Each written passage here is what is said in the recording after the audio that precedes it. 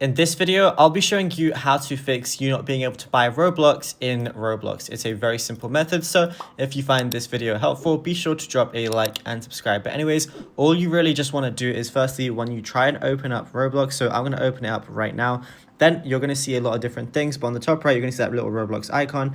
Press that and it's going to show, the Robux different amounts. But if it's not like you click on any of them and like they're all grayed out or it's giving you an error, all you want to do is completely close Roblox. Then from here, go over to your settings. Then from your settings, all you want to do is go over and scroll down until you see screen time. Then once you're in screen time, you're going to see a lot of different things, but you want to scroll down until you see restrictions, content and privacy restrictions. And then mine aren't on, but if yours are on, all you want to do is you want to go to iTunes and App Store purchases.